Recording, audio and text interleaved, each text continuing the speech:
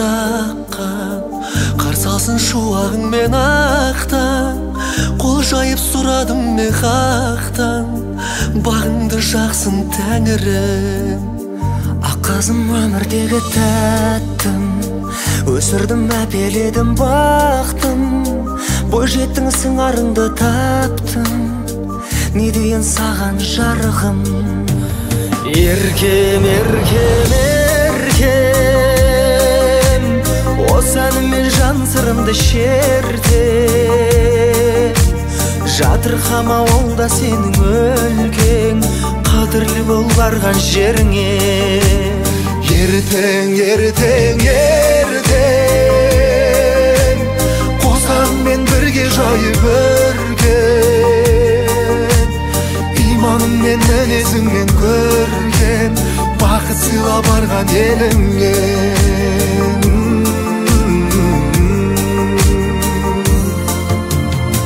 Ұмытпа бұйрығы мен хақтың, анаңның берген тәлімін. Алдыңнан күліп сонда шат күн, еліңе артар қадірін. Жарыңның бола білсең досы, табылар көңілдің қошы. Әкеңнің ақ тілегі осы, өмірден бақыт табуын. Еркем, еркем, еркем, осы әніммен жан сырымды шербен. Жатырқама, ол да сенің өлкең, қадірлі бол барған жеріңе. Ертең, ертең, ертең, қосағыңмен бірге жайып өрген. Иманыңмен, мінезіңмен көркем, бақыт сыйла барған еліңе.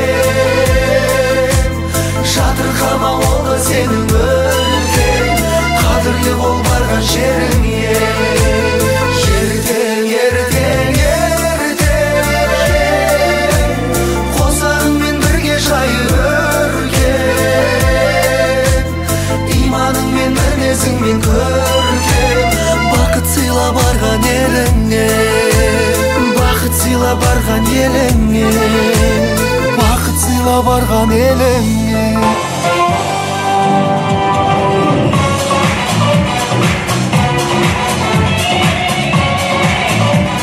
Рахмет. Сәлем сөздің анасы бұл айқын, бұны қазақ елі бұрыннан мойындайтын. Армысың, аманбысың алашері, асабаға қабағыштап қарамайтын. Өздері әзілдесіп сөз сөйлесе, сөздері жүрегімді жаралайтын. 300-дің арасын үтір ғана бөліп тұрған қазақ елі. Ассаламағалейкум, той құтты болсын.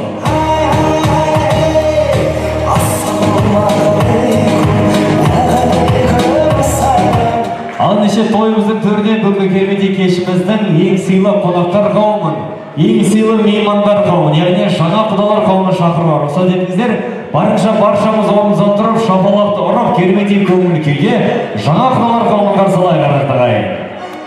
Құрметті қонақтар, асабаның алаңында ең сыйлы меймандар қауымы, ең сыйлы қонақтар қауымы, ерекше қошеметпен жаңа құдалар.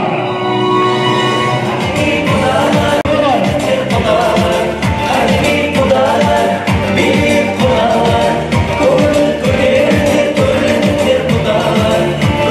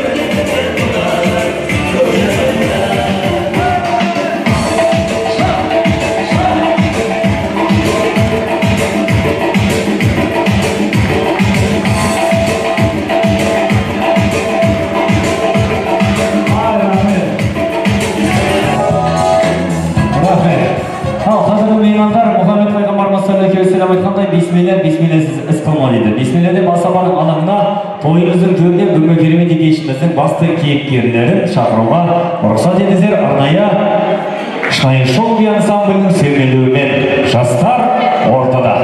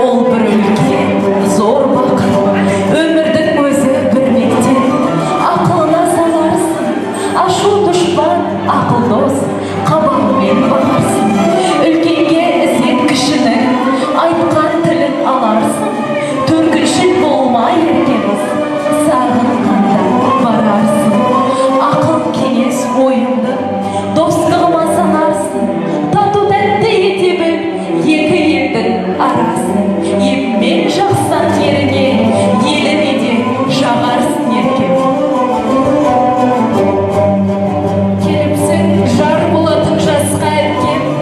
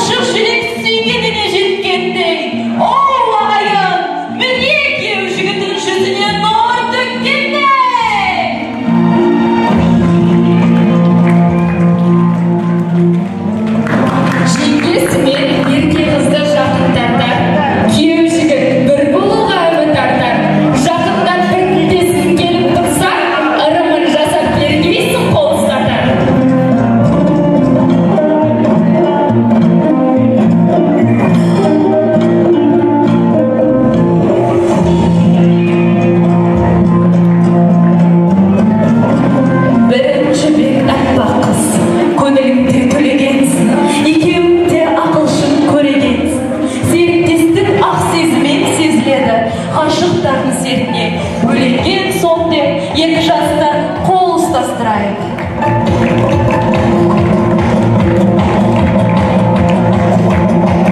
Ғашықтарың қадірлеген ғасырсың, ақ шымылдырық алдарыңнан ашылсын.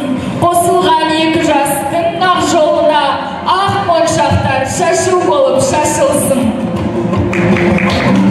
Қосақ қол көлбетте қалықтасын, қос жүрек төр бетіне шарықтасын. Екі жас бірін-бірін тапқан екен, жалықпасын екі жас махаббаттан ешқашан тарықпасын ағайын.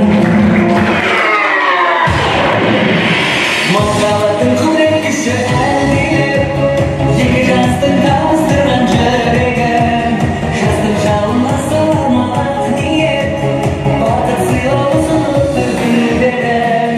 Той үстінде тәтті күндер, жасы байлап шат күндер, ән салайық. Тойын тойға жалғасын, ойын ойға жалғасын, бақытты болсын жас ұрпақ, халқым артта қалмасын. Той құтты болсын.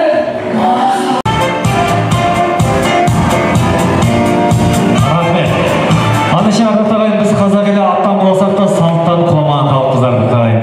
Біз мұсылман халыққа батасыз асқа тиіспеген, тек қана тиіспеген иісі мұсылман қазақпыз. Сондықтан да Ата-Сарханымыздың батасын алайық. Асабаның алаңына Наурызбай атамыз бар ма? Наурызбай атамыз осында ма? Мен барайын сізге.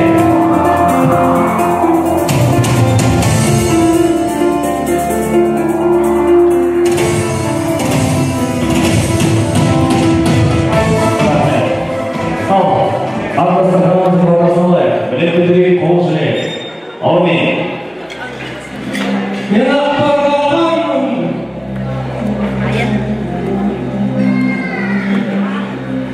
Қазақтың төлін алғанмын.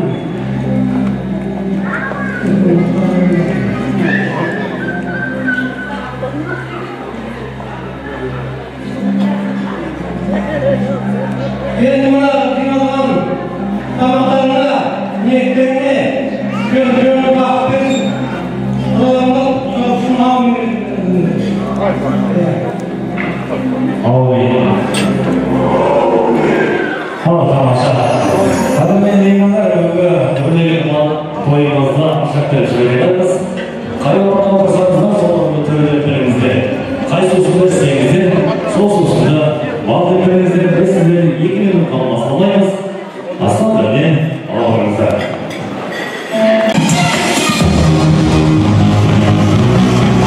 Рахмет. Астарыңыз дәмді болсын. Дәл осылай мереке баршаңызға жұғысты болсын. Неке қазақтың тойында қазақ биімен сәнін мән кетіріп жүрген мұң бұралған бишілеріңізді шақыруға рұқсат етіңіздер. Арнайы сіздер үшін өнер көрсететін шынайы шоу ансамблі.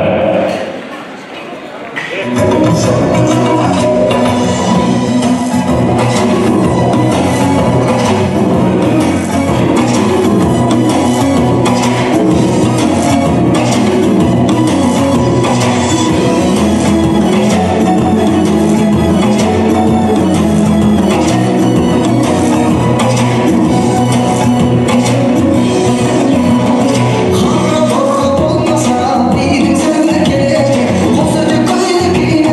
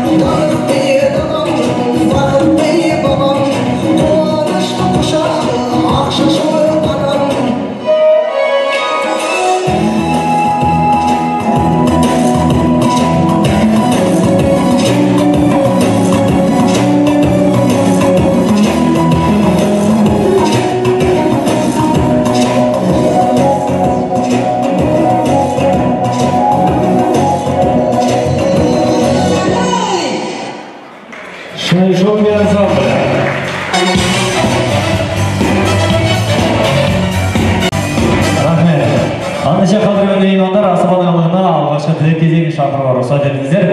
Алқында жүректеріне отолды тілектерін арқылап келген әулеттің үлкендері, жолықтануларымыз бен асқақтау әкелеріміз. Ғали апамыз бастаған Күләш, Кенжібек Клара, Үсен атамыз, Лена апамыз, Клава апамыз және де Нәкетай Шырайгүл апамыз, Бақытгүл апамыз, Союзбек Майра, Нұрбол Марал және де анасының нағашылары Алиухан, Зоя, Анар атты әулеттің үлкендері. Келіңіздер.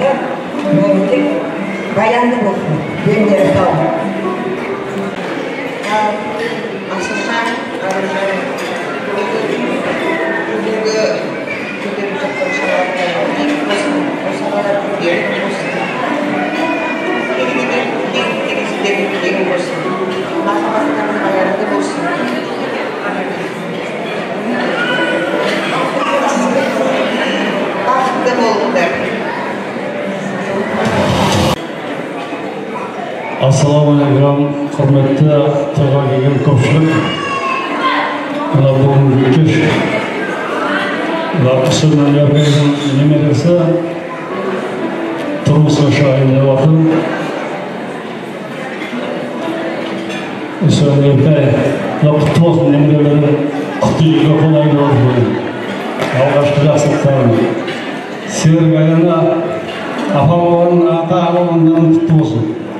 Мен тілейтін 12 жасқа айналайын екеуі мынау өмірлік жолға қадам басайын деп жатыр. Қадамдарың құтты болсын. Әр уақытта бақытты болыңдар. Аружан айналайын барған елінде ақылды даналы келін бол. Құдай қаласа мына қуаныштарың ұзағынан сүйіндірсін. Сендерді бәрін күтеміз, әр уақытта бақытты болыңдар. Келген қадамдарыңызға гүл бітсін. Бағана да кішкене айтып жатқан тілегіміздің бәрі қабыл болсын. Ал енді арзан қызым немерем сендер мына асылдан екен бақытты бол, тек тату тәтті өмірге нық басып аяқтарыңды ештеңеден қаймықпай нық өз өмірлеріңмен күліп ойнап шат күлкі тілеймін сендерге. Тек бақытты болыңдар. Төрайылған құрметті көпшілік, қауым келген қадамдарымызға бір білсін. Тұралардың күтушілігімен. Міне, көрінген таудың алысы жоқ дейді. Кеше ғана сөнекеміз немерелі болып деп қуанып едік. Немереміздің алды аяқтанып жатыр. Сол аяқтанған аяқтарына гүл бітсін. Аружанымыз Серік екеуі көтерген шаңырақтары биік болсын. Азымен жалғызымды көткенсің. Барған жеріне балдай бассын, судай сіңсін. Екі жаққа алтын көпір болсын. Осы балалардың тек қана жақсылығын, қуанышын тойлауға Құдай нәсіп етсін. Құрметті тойшыл қауым, мына бүгін біздің жақсылығымызды бөлісіп келіп отырғандарыңызға, алтын уақыттарыңызды келіп отырғандарыңызға көп рахмет. Енді елдің бәрі менің немерем дейді, жоқ. Бұл кісі немересі, анау менің құдағиым, алтын құдағиым. Сол кісінің немересі.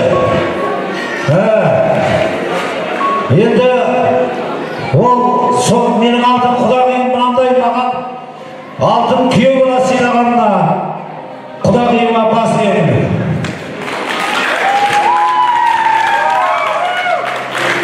Ал енді осындай жақсы бір семья, жақсы бір ұядан құда болғаныма Алла Тағалаға мыңда бір рахмет айтамын.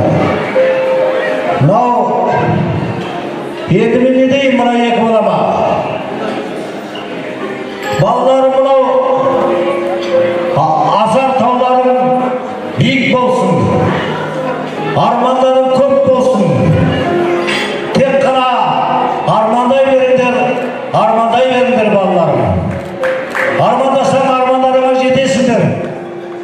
Мынау өмір деген бір қилы кезең сияқты. Суығы да, ыстығы да болады. Бұл өмірдің ыстық суығына төнбей, мынау қисық, қисық жолға түспей, бір әдемі түзу жолмен жүруге сіздерге Алла Тағала нәсіп етсін. Дендерің сау болсын. Келесі жылы жаңа құдалар келесі жылы сол шілдеханада бәріміз бас қосайық. Ал енді мынау жаңа құдалар мынау алыстан ат алып келіп отырсыздар. Мына төрге шыққандарыңыз құтты болсын. Сіздерге тек қана жақсылық тілеймін. Мынау келіндеріңізді аман-есен үйлеріңізге апарып, ертең анау келін шайын ішіп отыруға Алла Тағала нәсіп етсін сіздерге. Не дейміз енді мына тойшыл қауым? Әрине тек қана жақсылық болсын. Берекелі дастархандарыңыз әрқашан дастарханға жайылып, езулеріңізде күлкі кетпей, Алла Тағала осындай ой күлкіге жазсын. Денсаулықтарыңыз мықты болсын. Ал тамада балам, мынау осындай тойда әрқашан басқарып, сіңірген жүре берсін. Рахмет балам осы мынау тойда қолын алып басқарып отырған. Барлықтарыңызға тілейтін тек қана жақсылық, дендеріңіз сау болсын. Рахмет. Болды ғой деймін, келіңіз. Ал бүгінгі көпшілік қауым алтын сағаттарыңызды бөліп біздің үлкен қуанышымызға бөліп отырсыздар. Үлкендер айтып жатыр ғой, үйдің отағасы да айтып жатыр ғой, мен қысқа да кішкене ғана ес балама тілек тілеймін. Айналайын Асылжан, қолыңа қондырып отырған құсың құтты болсын балам. Қолдарың еш уақытта ажырамасын. Мен жастарға сенем айналайын. Екі жаққа бірдей ата-ана мен ата-аналарың сыйлаңдар жаным. Сендер жақсы болсаңдар, ата-аналарың жақсы. Аялай бер менің қызымды жаным. Екеуіңе ақ жол тілеймін. Қайда жүрсеңдер жолдарың ашық болсын. Достарыңның алды болыңдар жаным. Сендерге только бақыт тілеймін. Тамаша. Ал енді естелікке сүйрікке түсіп алсақ, ортаға жиналып келіңіздер, әулеттің күндері. Сатып сосын неке атолтан ағызбен асфальтау әкелеріміздің құрметіне әнші оларыңыз әнші қаперен болады. Музыкаларыңызбен орныңызды билеп, жайғызайық.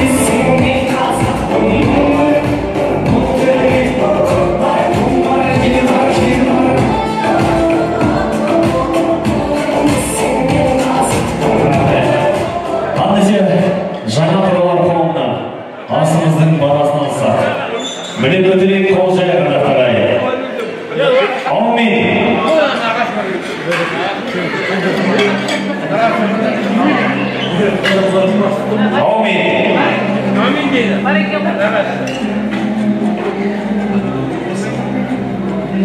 Allah nefasken tamam yapmaz kadar olasın ya.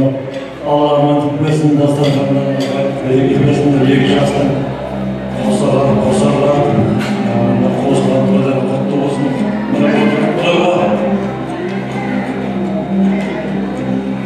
Toylar kasılıklar, alayın tekrar avlular, yaşlar, belki bırakırlarımızda bir rahatlığı, belki müzde olmayı, toyları versin. Yandan şahsı o, tekrar toyda gezdesin, pazarın kısırında tek şahsı katılıyor. Yaşlar vakti olup, kosalar, öyle şükür olur. Ben jerim, ayı öpün, asaldım, Aydaşkелдің отбасының әдемі, жақсы, сұлу, бақытты бола берсін. Бәрі отбасыларыңызға берілген бір бақыт берейін. Бақыт қазір етіңіз. Бәрі жақсы болсын.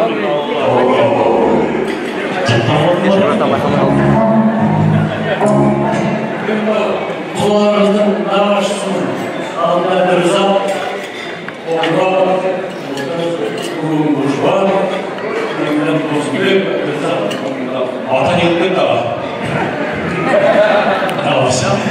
Қазақ мен қасқырды ет жегеннен мазаламай дады.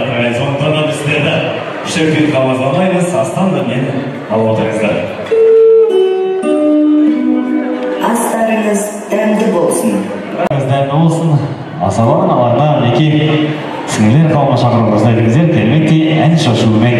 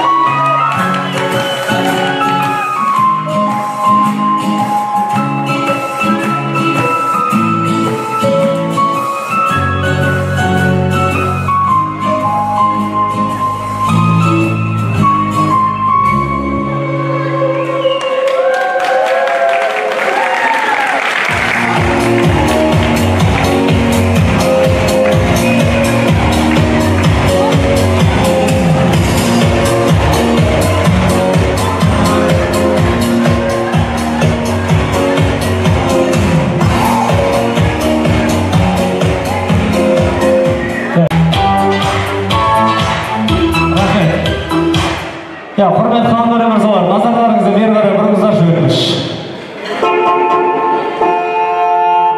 Внимание!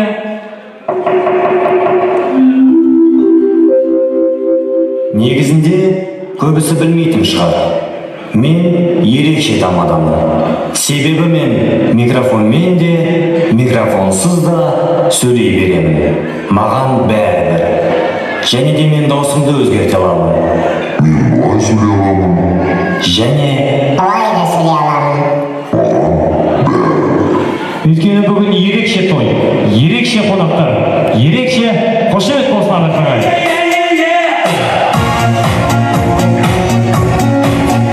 Дәл осындай ерекше көңіл күйде асабаның алаңына той иелері Серік Мырза мен Аян ағамды шақырып рұқсат етіңіздер. Әкеміз алтын, анамыз алтын, қосылғайынша ағайын жалбың. Бәрі тамаша, көңіл қалмаса, билеп шырғайып алғаша. Әкеміз алтын, анамыз алтын, қосылғайынша ағайын жалбың. Бәрі тамаша, көңіл қалмаса, ән саз шырғайып бүгін шанаша. Ортада той иелері.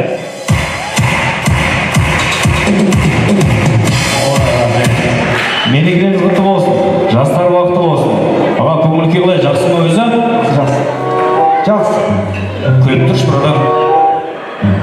Кішкене күліп тұрыңызшы онда. Тамаша. Мерекелеріңіз құтты болсын, жастар уақыты болсын. Неке алты алаштың басын жинамасаңыз да, ең жақын деген ағайын туыс бауырдың. Жастар отыра берді. Отыра берді. Алты алаштың басын жинамасаңыз да, ең жақын деген ағайын туыс бауырдың басын біріктіріп жатсыздар, не деген керемет. Ортаға. Мен сізге бірақ қана сұрақ қойым келіп отырады. Осы жерде отырған барша қонақтарыңызды танисыз ба?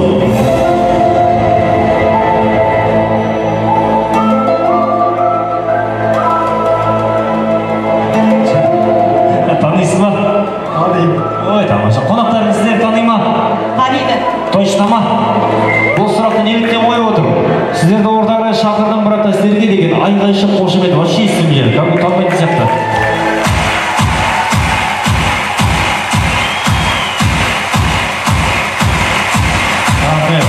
Қадірлі меймандар, мінекей баршаларыңыздың басын біріктіріп, Аллаға сансыз шүкір халал той жасап, бір шәугім шаймен бөлісіп, туған ниеттеріңізді алайын деп отырған той иелеріне бір қошемет соғып қойыңыздар артыққа.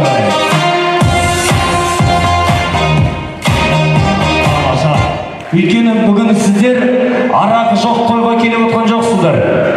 Бүгін сіздер арағы жоқ тойға келіп отырсыздар. Бүгін сіздер шарабы жоқ тойға келіп отқан жоқсыздар. Бүгін сіздер сауабы көп тойға келіп отырсыздар. Бүгін сіздер күнәсі қалың болатын емес, дұғасы қабыл болатын тойға келіп отырсыздар. Сондықтан туған ниеттеріңіз қабыл болып, өздеріңізге жұмысты болсын.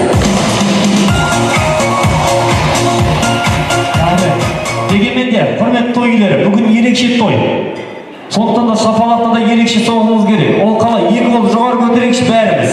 Бәріміз 100% екі қол. Екі қадам артқа қарай. Бәріміз екі қол жоғары. Егер де кімде-кім екі қолын жоғары көтермейді, значит қолтығында проблема бар. Бәріміз көтерейік. Қазір бәріміз маған қарап тұрамыз, музыка ырғағысымен жоғамыз. Музыка үш рет шақ-шақ-шақ десе, шапалақта үш рет шақ-шақ-шақ етіп жоғамыз. Ал егер де музыка екі рет шақ-шақ десе, шақ-шақ. Шақ-шақ. Ал ендеше екі қол жоғары. Бәріміз 100%. Ал дайын болсақ, кеттік.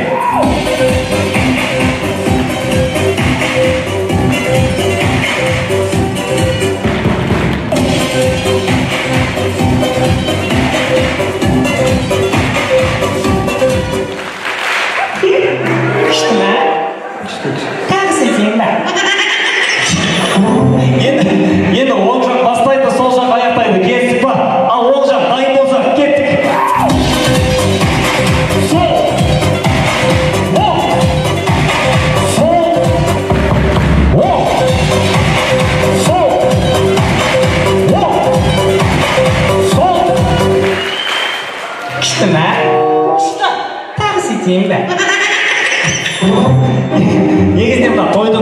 себебі мейрамхананың дәмді тамақтарына емес, бишілер, әнші, даже тамадаға байланысты емес маған. Шынымен де, мен өйткені өзімнің ақшамды ақша деп қоймасын.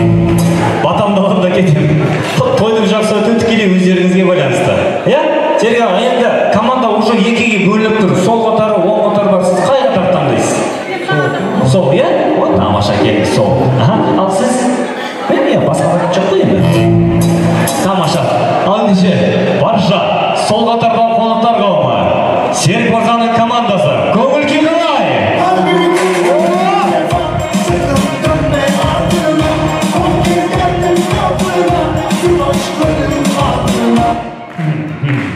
Ал барша оң қатардағы қонақтар қауымы, Аяна ханымның командасы қайда?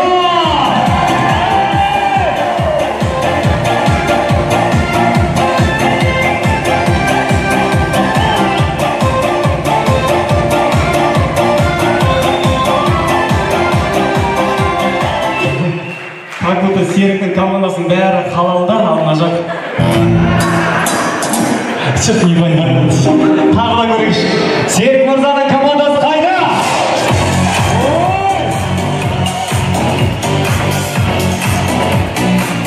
Ой, тамаша.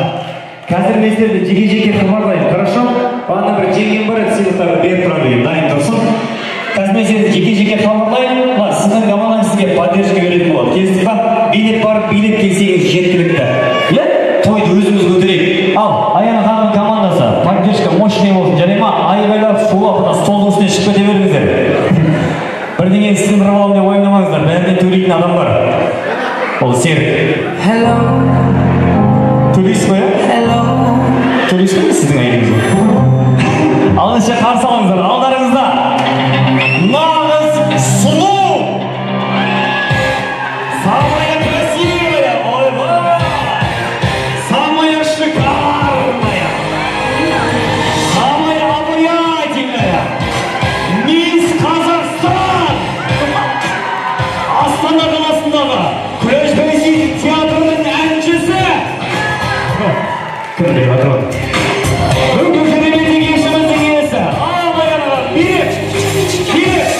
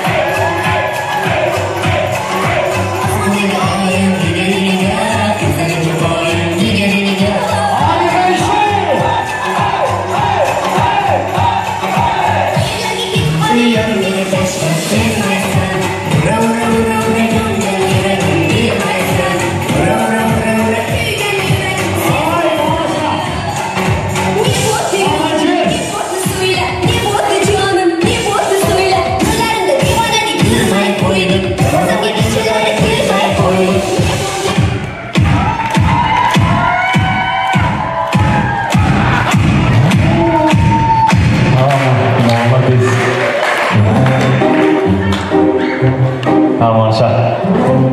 Сәке, қазір біз билейміз, хорошо? Біз билейміз. Қазір Серік Мырзаның командасы өтініш. Қазір Секең билеген кезде бәріміз 100% орнымыздан тұрайықшы, жарай ма? Мощный поддержка берейік, абыройын көтерейік. Әйелдің көзінше кішкене өзін жоппасын. Ал ендеше қарсы алыңыздар, алдарыңызда нағыз еркек, қыздардың арманы, көкпар, дзюдо, таэквондо, айкидо, карате, қазақша күрес, еркін күрес, жүгіру, жүзу, жүру, ешқайсысына қатыспаған. Қатысқан.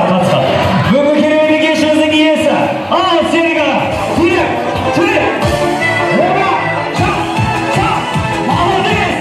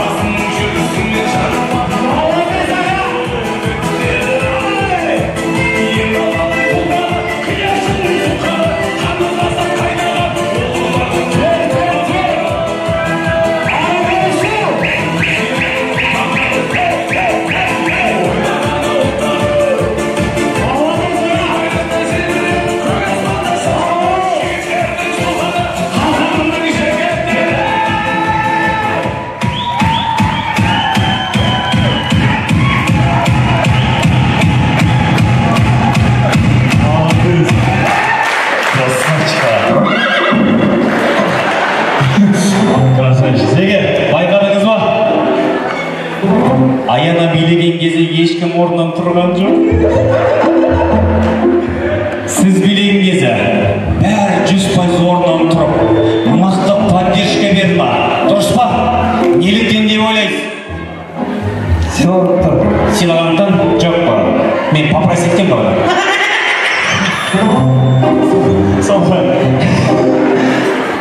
Енді екі команда бір-бірімен жарысатын болады. Сіздер биледіңіздер, енді екі команда бір-бірімен жарысады. Ол қалай? Ең бірінші болып, Аяна ханымның командасы ән айтамыз. Сіздерді қинамай, просто Мария Магдалена деген әннің «О-хо-хо» деген жерін айтамыз. Болды. Даусымызды шығарып, ал дайын болсақ, кеттік.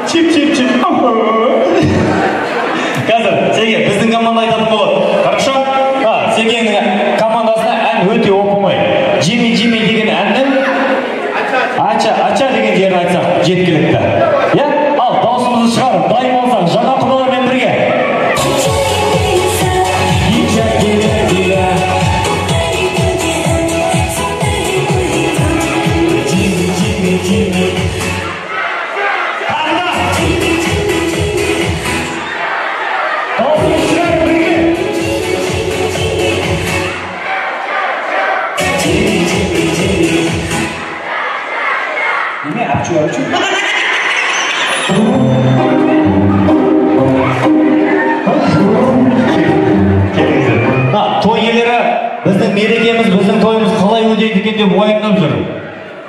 Бір той иелеріне бір қалың бір қошемет салып қояйықшы ағай.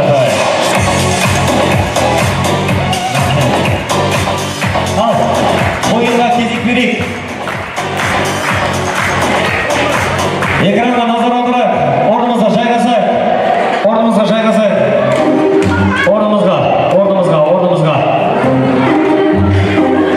Орнымызға жайғасайық. Экранға назар аударайық. Ойынның аты Қазақстан әлемге қарсы ойыны. Ойынның шарттары қандай? Экранда көрсетілген кез келген ғимаратқа Қазақстанда қандай нәрсе қарсы тұра алады? Экранға назар аударайық. Экран төр жақта. Сонымен бірінші сүйрет.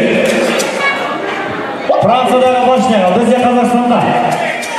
Ортаға билет. Билет.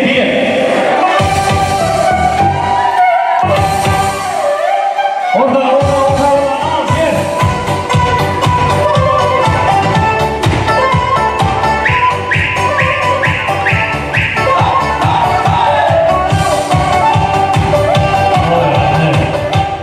Нәпсімай.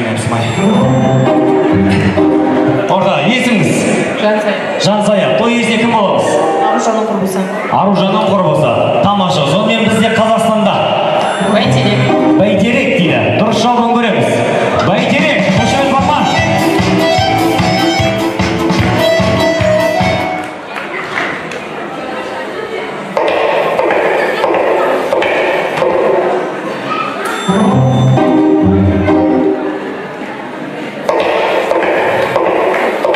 Той жұмысты болсын. Тамаша. Ал, келесі сүйрет. Beatles. Төр жақта әке бірінші көтеріңіз. Төр жақта бірінші көтеріңіз. Биле.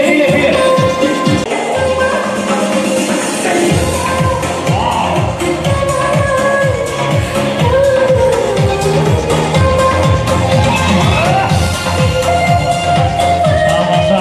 Рахмет. Есіңіз? Маржан. Той иесіне кім боламыз? Келінім. Келді, иә? Ортаға кім бар жаңағы? Аха. Сонымен, Beatles бізде Қазақстанда. Дос Мұқасан дейді, ал дұрыс жауабын көрейік. Дос Мұқасан әрине.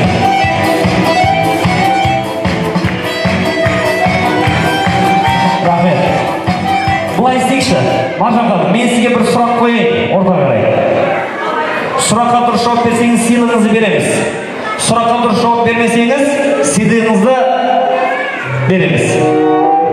Ендеше мұқият тыңдаңыз, подсказка бермейміз. Қандай дәрігер өзінің пациентына үйленбейді? Мал дәрігері. Сізге той жасауыз. Ал, келесі сурет. Мальдивы.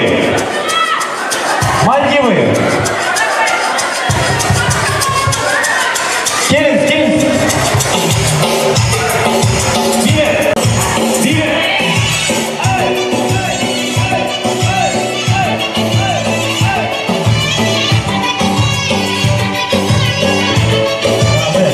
Есіміңіз?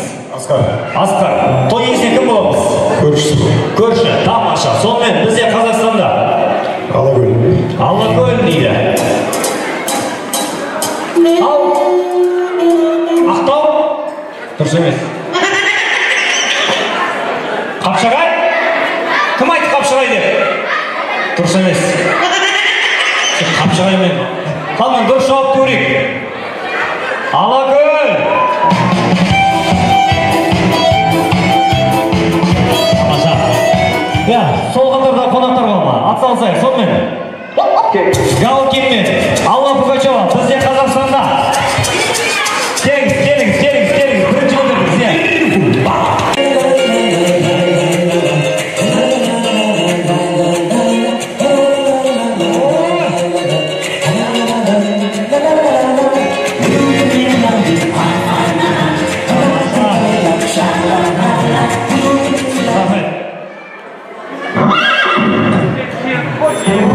Есіміңіз?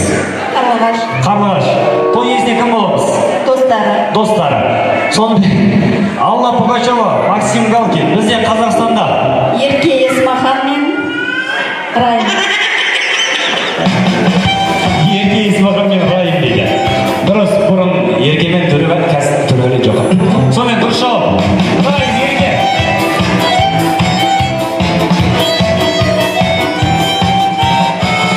Тамаша. Ал, келесі сурет. Шанель мықты иіс шығарады, парфюм. Бізде Қазақстанда. Бар ма вариант? Қол көтерем. Ортаға. Билет.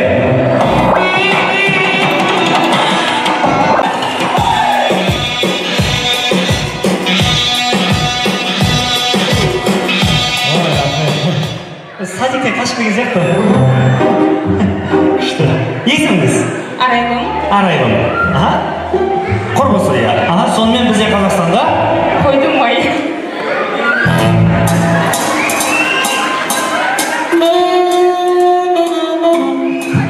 Қойдың май. Дұрыс емес.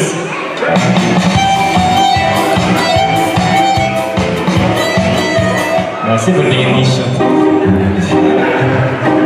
Сонымен, бар ма варианттағы? Қол көтереміз, мен айнағанымен көрмеймін. Просто қол көтереміз. Бар ма? Ортаға. Билет.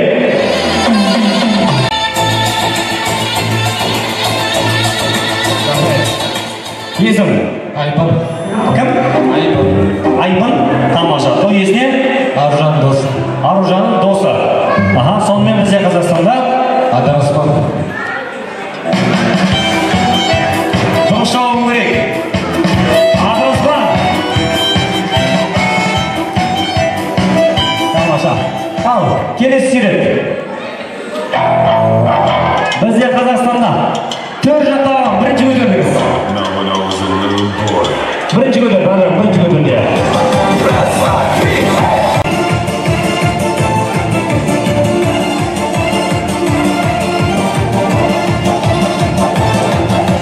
Қош келдіңіз. Той жұмысы болсын. Есіміңіз? Бағдат. Бағдат, той иесіне. Әпкеңіз, иә? Ал сонымен бізде Қазақстанда Шарын Шаққала. Шарын Шаққала дейді. Сонымен дұрыс жауап. Әрине Шарын Ардақтағай. Той жұмысы болсын. Көрдіңіздер ма? Бізде Қазақстанда да көптеген барып демалатын жерлер көп. Ал ендеше келесі сурет. Сразу подсказка берем. Дүние жүзі бойынша 2 адам 9 октаваға дейін дауыс көтереді. Ортаға береді.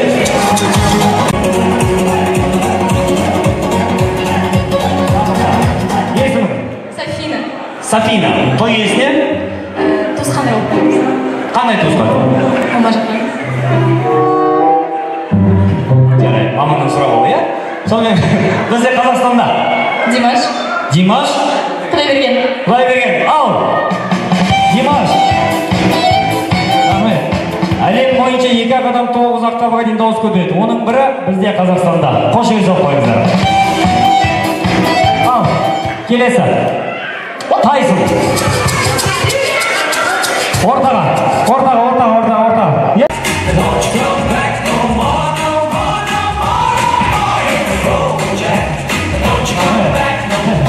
Ол енді оңай шығар. Сонымен Тайсон.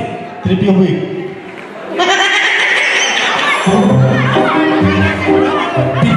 Қалай? Геннадий Геннадьевич Головкин. Геннадий Головкин. Молодец, қошемет бар ма? Дұрыс емес. Вариант бар ма дағы? Кім? Қуат Найман.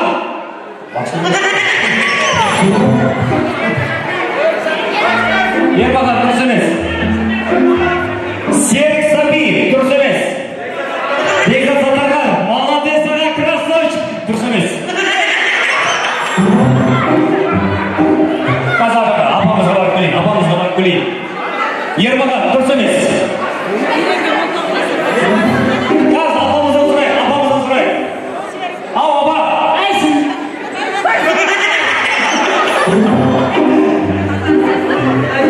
Геннадий, жоқ. Шүкен бір ол, күрес ол. Құдаларға. Ау! Серік Қонақбаев, наконец-то, қошемет бар ма? Дұрыс емес. Бар ма вариант?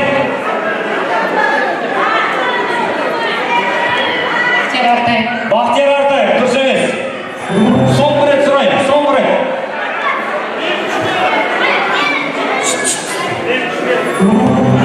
Бейбішмен, дұрыс емес. Неужели білмейсіздер? Жоқ, дұрыс емес. Жоқ, Ақтөре? Ол Ақтөре.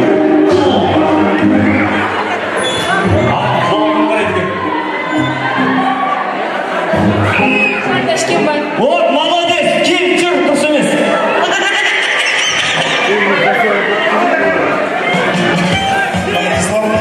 Қанат сізді айтты ғой.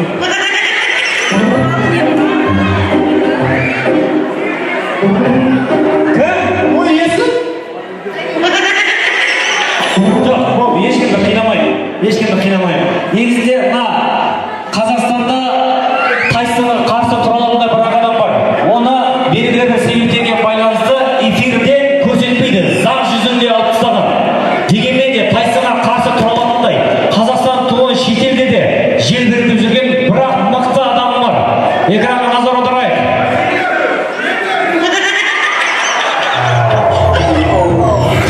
Біздің жігіттер, мені жігіттер, керемет жігіттер. Мына біз жігіттер, арбандай біздің жігіттер, мені.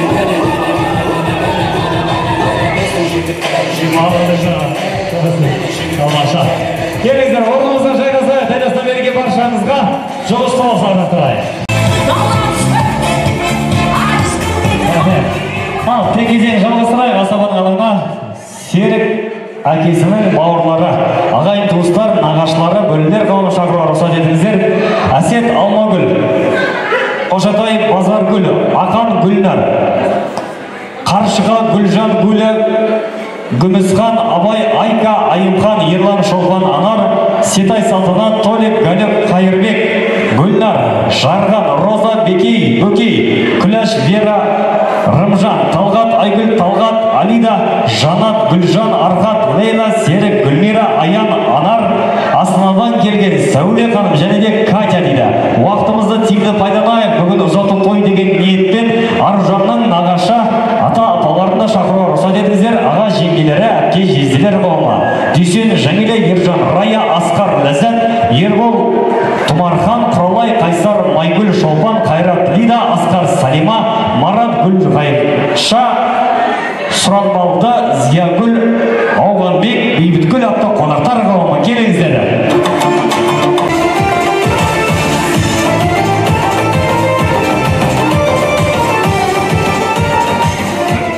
Ержан Рая.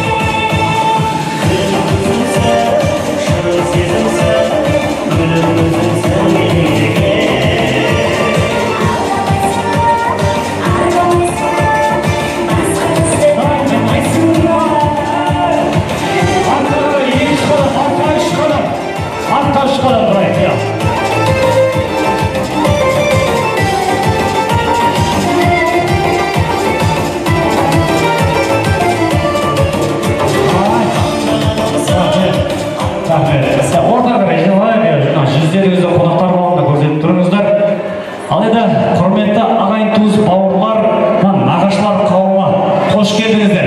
Сіздердің де әулеттеріңізде көптеген қуанышты күндер бола берсін, Аллах нәсіп етсін. Ал енді бүгін ұзату той өздеріңізге мәлім. Уақытымызды тиімді пайдаланайық. Рұқсат болса, ұзату той екенін ұмытпайық. Жас үлкен, жол үлкен, кімнен бастаймыз?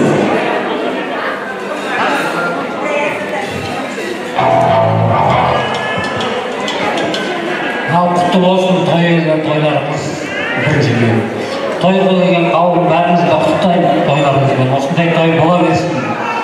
Бәріміздің тілейтініміз осы өмірде тек қана жақсылық, бала-шағаның болашағы жақсы болса екен дейміз. Әумин, әрқашан осы тілек орындала берсін. Ал енді Айдарым Серік Айым, мына қуаныштарыңыз жағынан болсын. Қарғаларының аттаған қадамы құтты болсын. Жүріп басталған өмірлері әрқашан осындай жарқын болып, келешегі зор болып, өздерінің тек қана қуанышты өмірін көрсете берсін. Аман есен болып, ауырмастық қалмай, осындай қуанышты ортада жүре беріңіздер. Мен Серіктің әкесі Мұхамедхан марқұм екеуміз туған бөлеміз. Жасымыздан ауылда бір өсіп бірге жүрген, араласып жүрген адамдар еді. Кейіннен қалаға кеткеннен кейін арамыз кішкене алшақтап қалғаны рас, сондықтан көп адам бізді тани бермейді. Айтарым енді жастардың болашағы зор болсын, келешегінен күтеміз.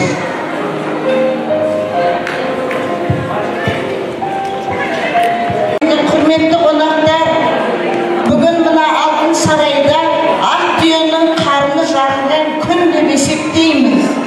Құрметті біздің құдалар, Қызылордадан келген құдалар, төрге шығуларыңызбен мына қуанышымыз бәрімізге ортақ. Асыл жанымыз бен ару жанымыз бақытты болсын. Айналайын Аружан, сен апаңнан, құдағайымыздан, жеңешемізден, анаң мен әкеңнен жақсы тәрбие көрдің. Өте ибалы, инабатты баласың. Көз алдымызда бақытты болып өсіп жатырсың, айналайын. Бүгін сенің өз жанұяңнан аттап шыққан күнің. Айналайын, саған аналы батамызды береміз. Жолың ақ болсын. Барған жеріңде бақытты бол, айналайын. Қосағыңмен қосаға.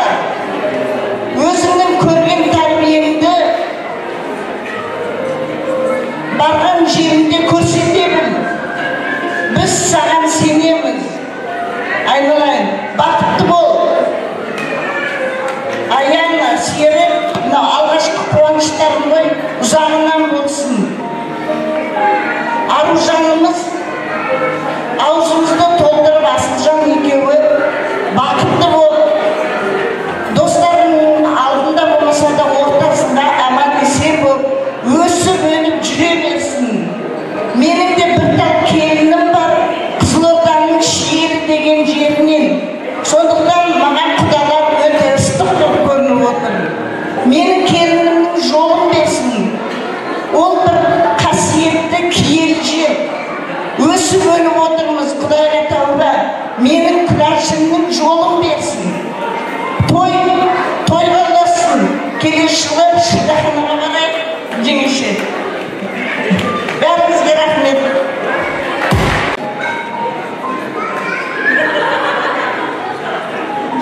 Сіздерден кейін айтатын сөздер.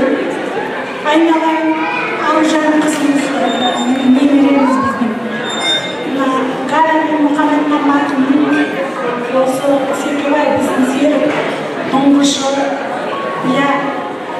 Секежанның осы шын қоққан құсын құтты болсын. Аружан жаным, өзінің жарыңды тауып атсын, Расылжан екеуім бақытты ұзақ мұз сүріңдер, ата-аналарына ұрпақты жалғастырып, осындай өте бақытты үлкен семья болыңдар.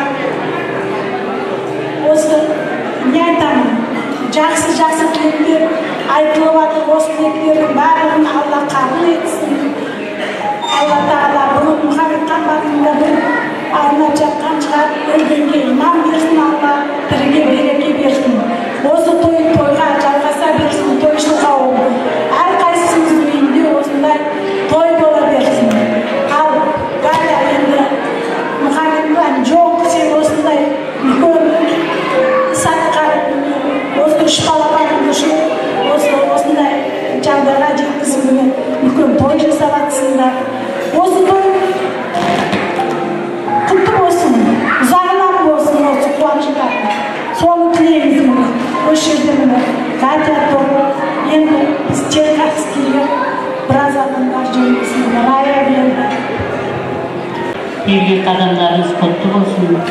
Құдалық 1000 жылдық, күйеу 100 жылдық болсын.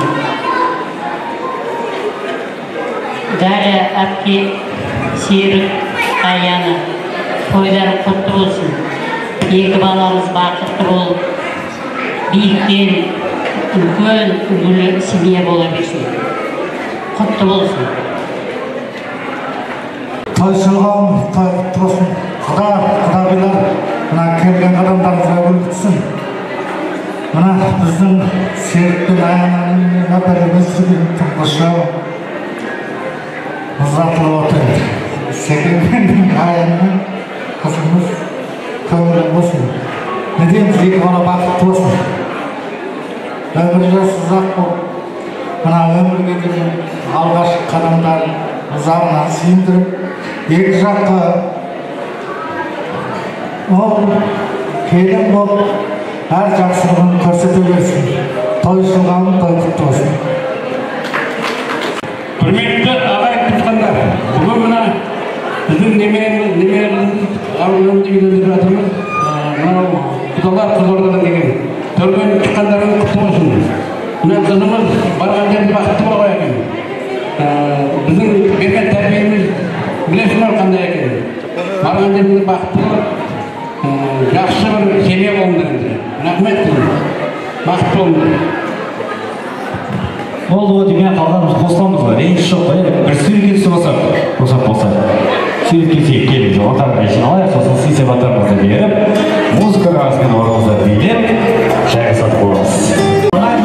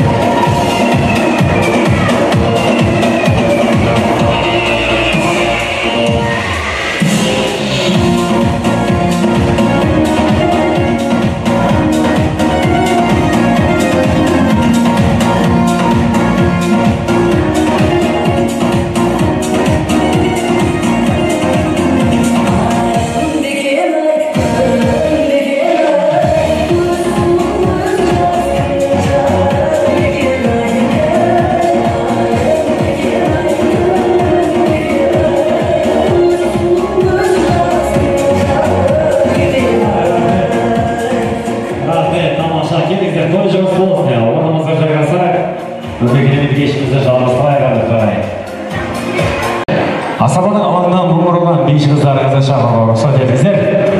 Қошемет соғып қойыңыздар.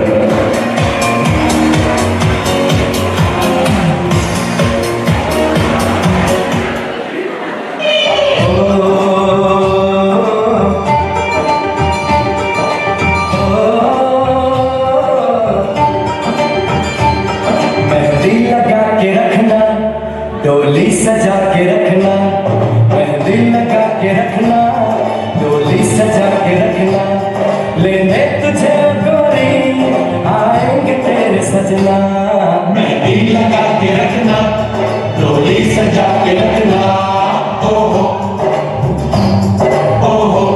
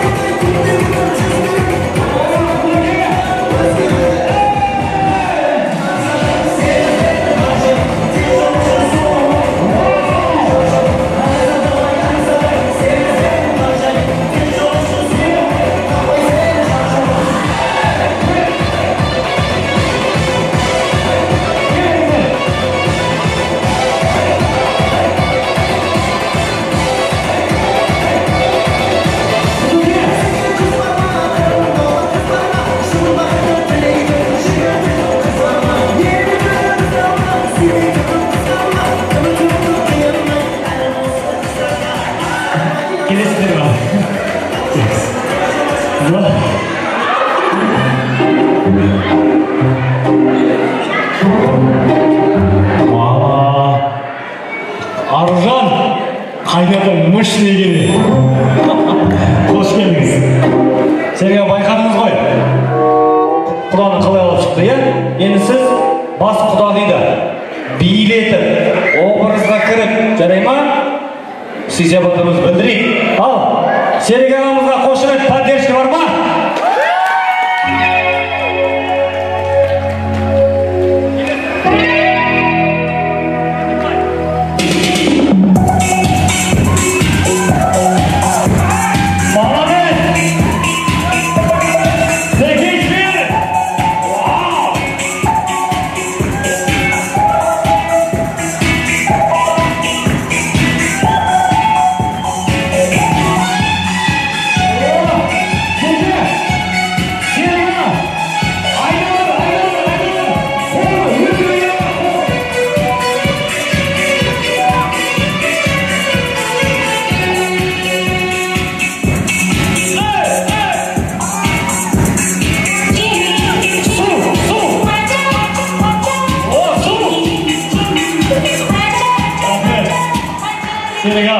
Құдағиды айналдырыз деп өзің айналып жүрсің ғой.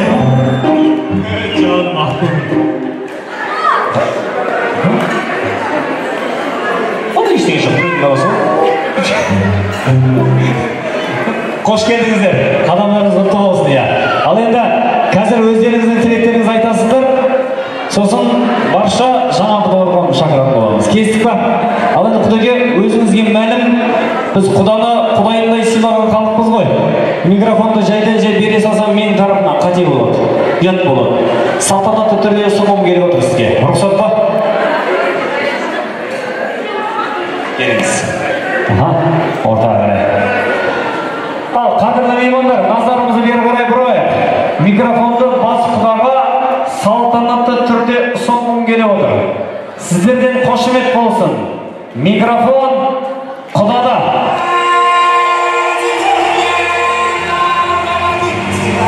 Құдалардың құдасы, ең сыйлы мейман, ең сыйлы қонақ, алдарыңызда бас құда!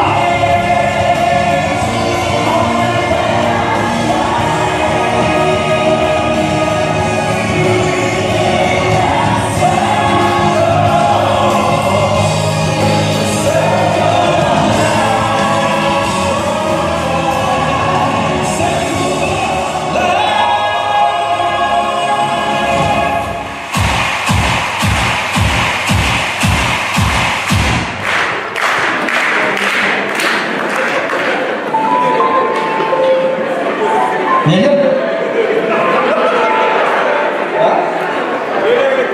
Nedir? Kim?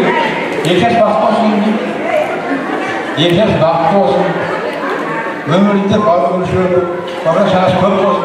Ender sağ olsun. Var da olsun da kıyım kes. Yer kişi oldu abi.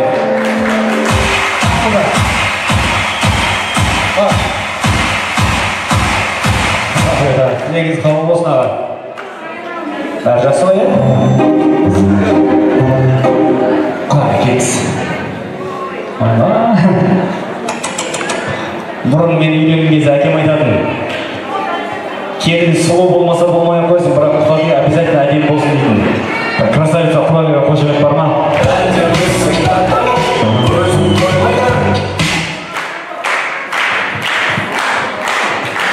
Саламатсыздар ма? Тойшыл қауым, қош келдіңіздер.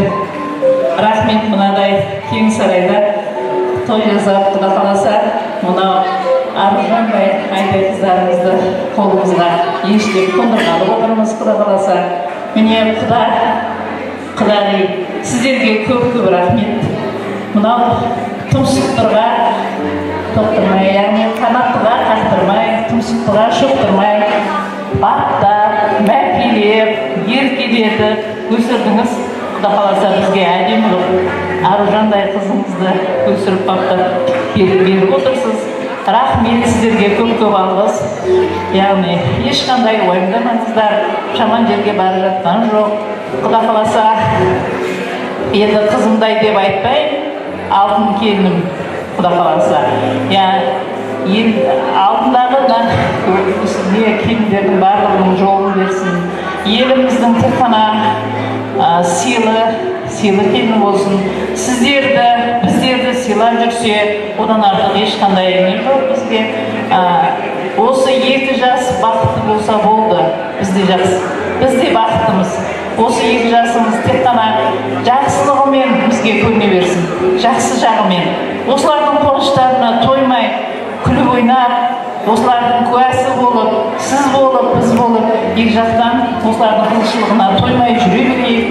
Құда қаласа, сіздерге де той құтты болсын, бізге келін құтты болсын, Құда қаласа, сіздерге құтты күйеу бала болсын. Осы 2 жастың арқасында сонау сыр елімен, мынау үлкен арман қала Алматымен құда болып жатырмыз 2 жастың арқасында. Міне бұның өзі де тамаша бұйрық, 2 жас өздері табысып.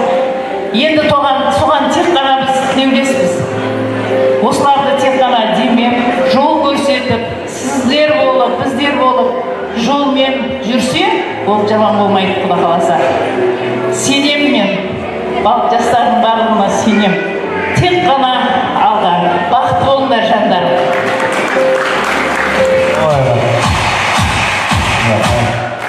Ойнаман Құда дейді. Асылжан жақсы жерге келді. Келіңіз, ортаға қарай. Негізінде, құрметті құдалар қауымы, ұзату тойда төс қауыстыру жасалмайды. Төс қауыстыру үйлену тойда жасайсыздар. Дегенмен де, сол үйлену тойға осы жерде ағайын туыс бауырлардың бірі бармай қалуы мүмкін. Сондықтан да олардың көзінше де, оларда куәгер болсын деген ниетпен төс қауыстырсақ рұқсат па? Тамаша. Дұрыс қой, үйін тойға бармай қалуы мүмкін. Кеңіз ұтайын. Бірімізде қарап тұрамыз, мен сіздерді қинамайын, басқа бір тамаға жүгіртіп ойнап болай істемеймін. Просто бір дегенде құшақ жаясыздар, 2 дегенде халық шапалауға, 3 дегенде төс қақсыздар, Ал 1. Стоп, не істейсіңдер? Стоп, опыт бар ма? Опыт бар ма? Мына құшақ жаясыздар. 1.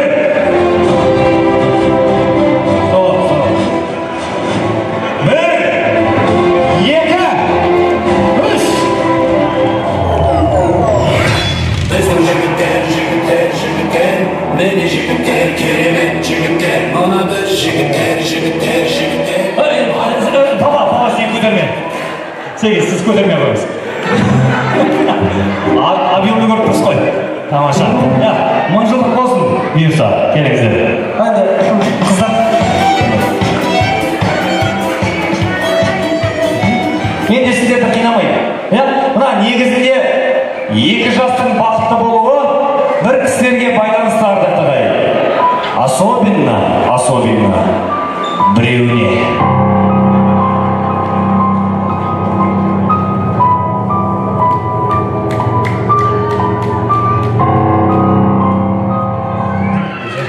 Сондықтан былай сіз бір жасайсыз, қараша. Қолыңыз былай ұстайсыз. Бізде маникюр бар. Құдағи, ұрыспаймыз. Уже ұрысып. Ойнайды. Мама сізде былай ұстайсыз. Бізде де маникюр бар, естің чау. Құдағи, ұрыспаймыз. Құдағи, ұрыспаймыз. Еще посмотрим. Ойнам. Беттеріңізден қанша сүйсіздер, сонша немерede боласыздар бұйырса. Ал, қошемет бар ма? Арқалы. 1, 2, 3, 4, 5, 6.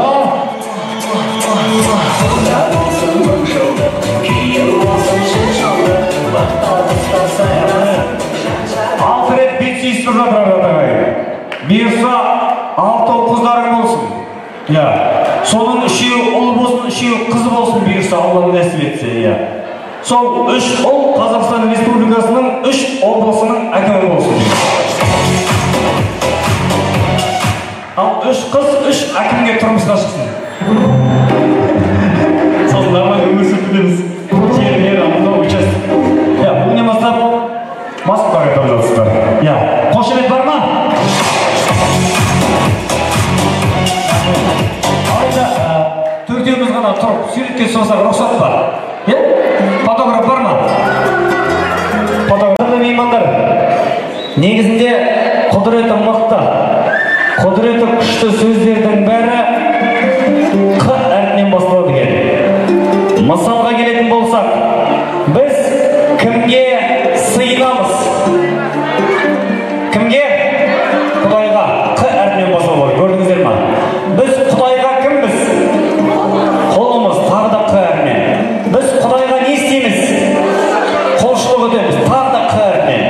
Біз қандай ұлтпыз? Қазақ, қ. Қандай мемлекетте өмір сүріп жатырмыз? Қазақстан, тағы да қ әрпінен. Ал біздің басымыз қай кезде бірігеді, қай кезде қосылады? Қуанышта, құрылтайда, қонақта, құдалықта. Қазіргі жастар қалауында кездесін. Ал біздің басымыз біріккен кезі оттыққа не қоямыз? Оттыққа қазан, тамаша, кім кәстүрлеп отқан? Қазан қоямыз. Қазанның ішіне не саламыз? Тазы, қарта, қой, қамыр, ең дәмді тағамның бәрінде қ әрпінен басталады екен ағайын. Ал сол қазанның басында кім тұрады пісіріп? Дұрыс, аналарымыз жеңгелеріміз. Ал біздің ең сыйлы қонақтар қауымы кімдер? Құдалар әрине. Ендеше құрметтеп, қошеметтеп, құдағиларды қарсы алайық. Қол соғайық ардақталайық. Жаңа құдалар, азамат алаңда ерекше қошеметпен, ерекше меймандар қауымы, ең сыйлы қонақтар қауымы, құрмет қошеметпен жаңа құдалар.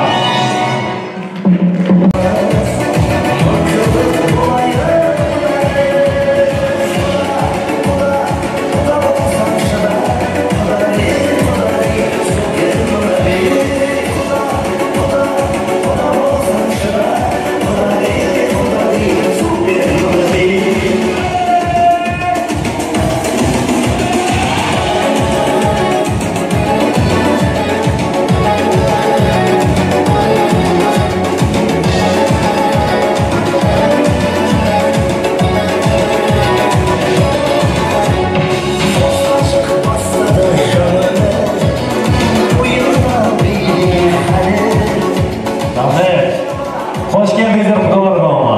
Жастар бақытты болсын. Алайда құрметті құдалар, маған той иелері не деп айтты білесіздер ма? Бүгін ұзату той деді. Тілектің бәрін қысқарт деді. Оның орнына ойын би ән болсын деді. Бірақ жаңа құдалар қауымы шыққан кезі кішкентай баладан бастап ақжолықта аналарымызға дейін бәрі сөйлесін деді. Орныңызға келші. Примерно 2-3 адам деді ғой.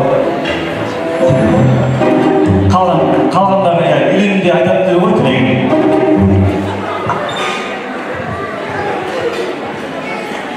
Ассалаумағалейкум. Қошы қауым, отырған, жиналып отқан ағайындар, құдағайлар.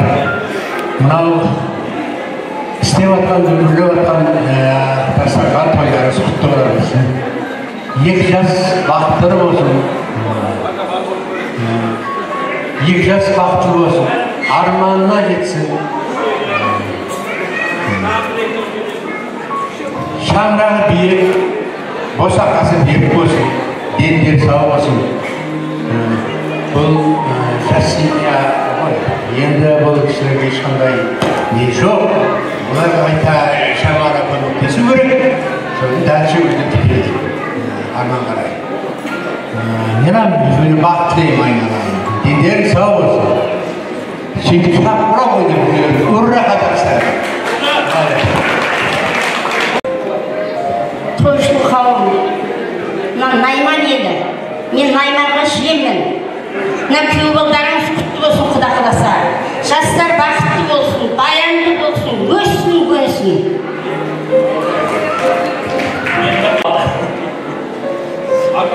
Ассалаумағалейкум, тойшы қауым, мына тойларыңыз құтты болсын. Бірінші мына тойыңыз құтты болсын. Азаннан бері азанды таң атпай келіп алғанбыз бізді осы жерге. Содан бері әйтеуір барып қанын беріп неғып жатыр, нағашылары бар екен. Нағашыларына да үлкен рахмет.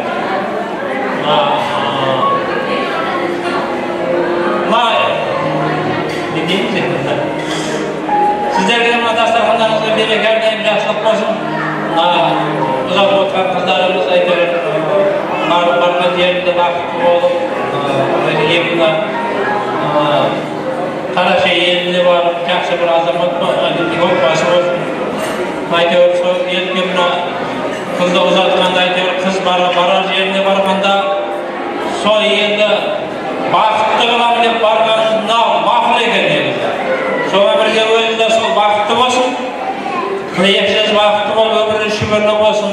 Құда қаласа, мінезі терезесі кең, терезесі тең, шаңырағы биік, жақсы отбасы болсын. Қараша елінің жақсы бір азаматы болсын, жақсы бір отбасы болсын. Сол елдің бір жақсы, пәленшенің келіні, пәленшенің отбасы деген бір жақсы атаққа ие болыңдар. Не дейміз тағы да? Не айтып ғой? Жақсылық болсын, бақытты болыңдар.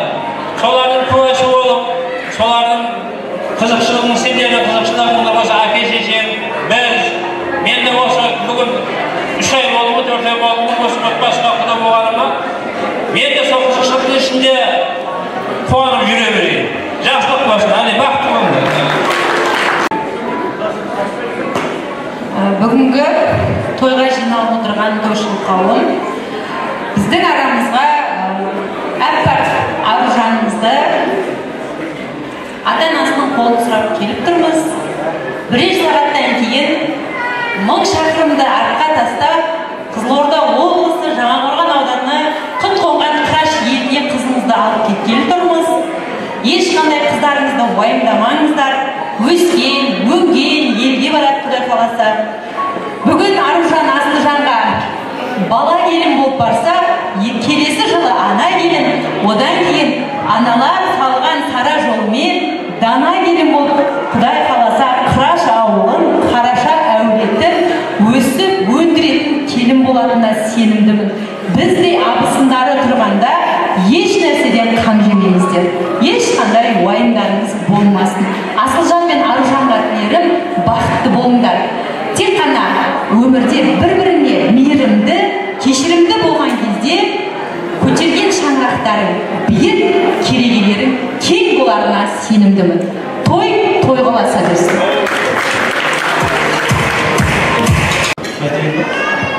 Рахмет. Құрметті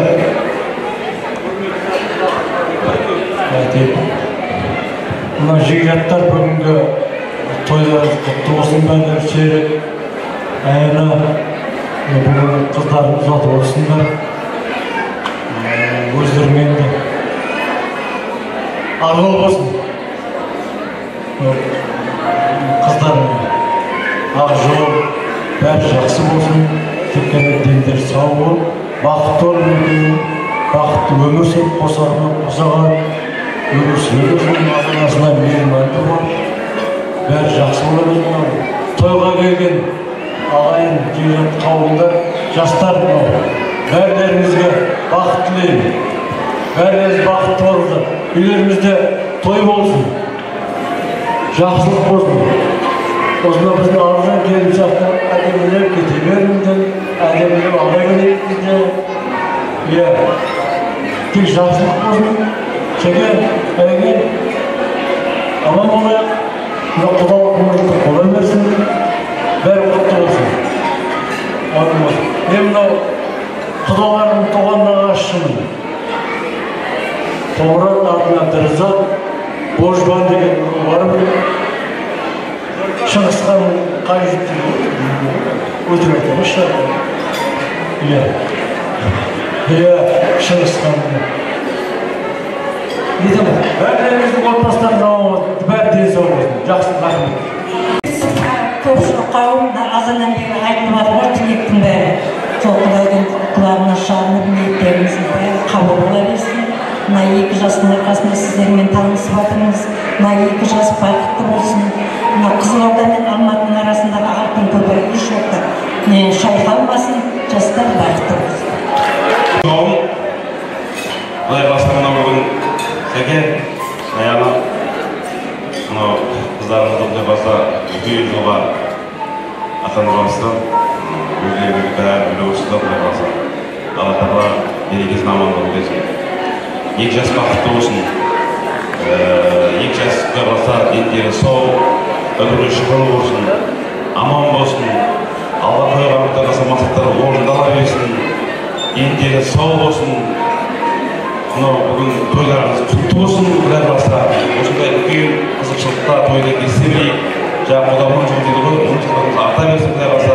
Осындай 10 жылда бір-бірімізді сыйласып, бір-бірімізді сыйласып жүрейік, құдай баса. Алла берекесін, амандығын берсін, байлығын берсін, деннің саулығын берсін, еліміздің тыныштығын берсін, амандығын берсін, бай-қуатты болып жүрейік, құдай баса.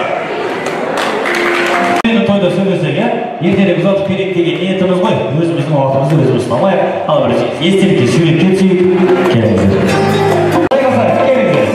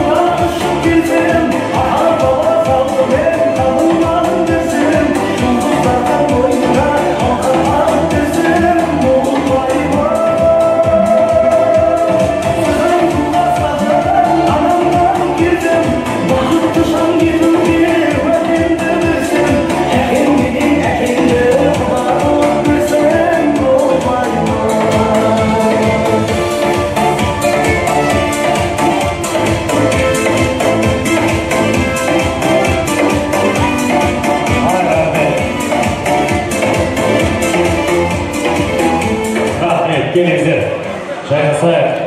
Біріздегі міндет түрде асқайырып, антырап кетіп алған болыңыздар.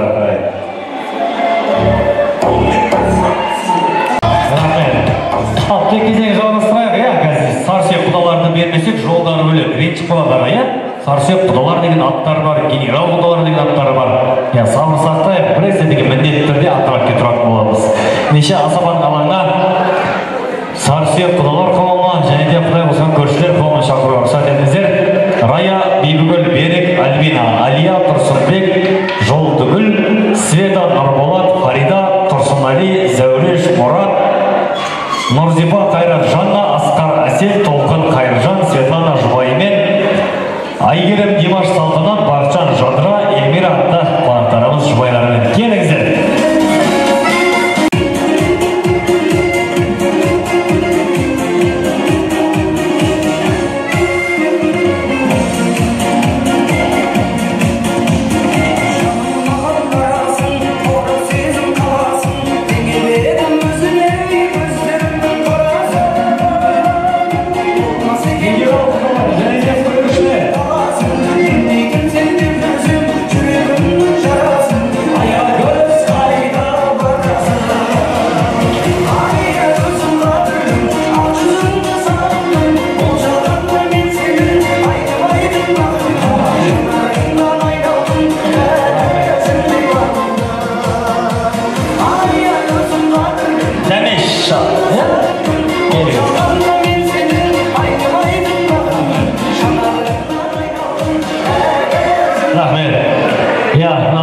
Генерал құдаларды сөйлетпей антырапте тұрғыз жіберсек ят болады. Өйткені жолдары бір бөлек. Қош келдіңіздер. Айда генерал қолдан бір адам, бір көршілерден бір адам сөйлесе жеткілікті ғой дейм,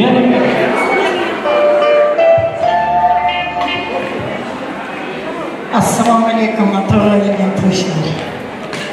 Мынау Секен, Аяна, Ая, мына тойларыңыз құтты болсын. Немерелеріңізді өсіріп, өз ұясынан шығарып салып отқандарыңызға тағы да құтты болсын, бақытты болсын жастар. Мына құдалар төр басқандарыңыз құтты болсын. Мен де сол жаңа орғанның қызымның қарашағын жиенімін.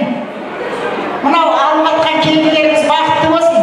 Біздің қызымыз да осы әулетке келген өте бақытты деп санаймын. Сол сияқты бақытты болсын.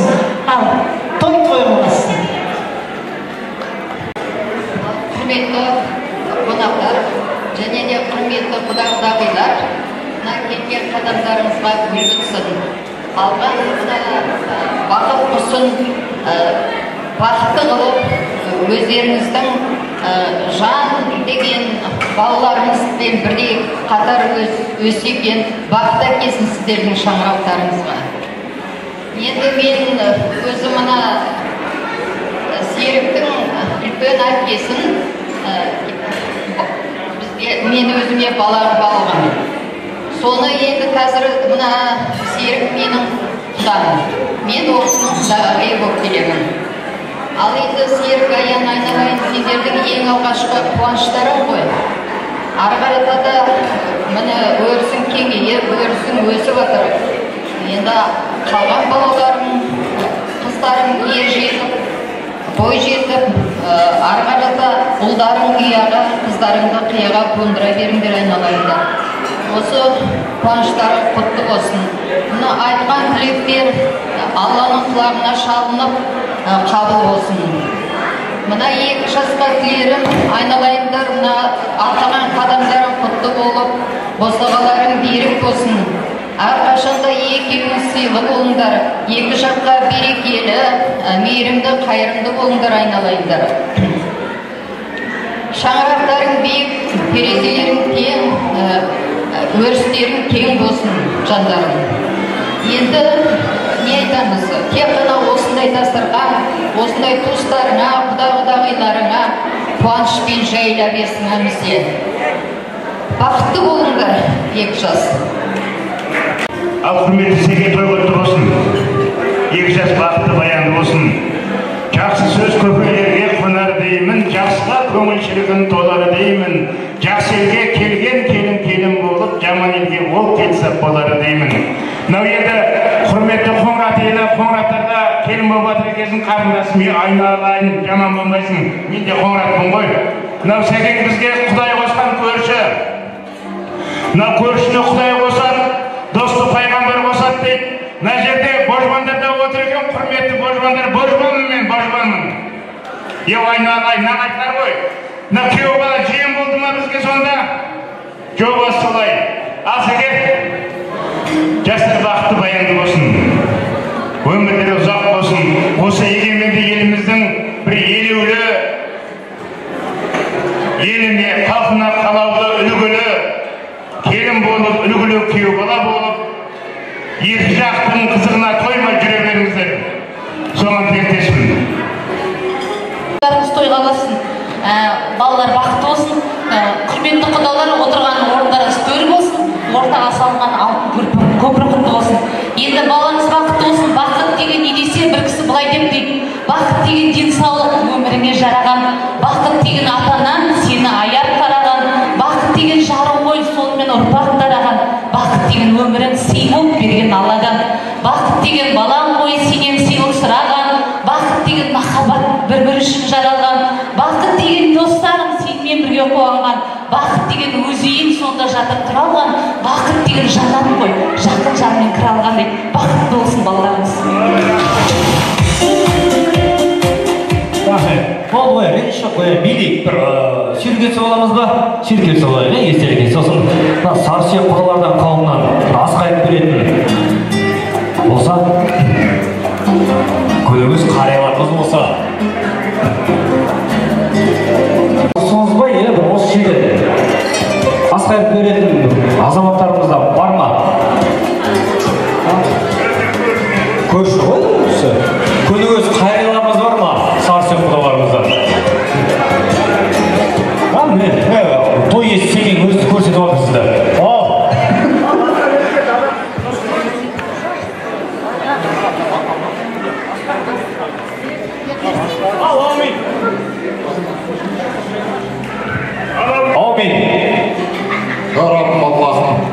екі жастың бақытын бер. Қызымызды барған жерге бақытты қыл. Иншалла барған жердің атын шығаратын келін қыл. Ұрпақты Қараша елінің ұрпағын жалғастыратын. Бүгін жас келін болса, ертең Қараша елінің арулы анасы атануға нәсіп қыла көрем Аллах. Орабым Аллахым, мұсылманның ұрпағын жалғастыратын асыл келіндерден болады. Құда қаласа, Орабым Аллахым, екі жастан салихалы, қари, хәпиз ұрпақтарды шығаратын отбасыда бола көрем Аллах. Екі жасты бақытты. Ал тамаша, бада текерін қабыл болсын, той шығысты болсын, баршаларыңызды биыларда.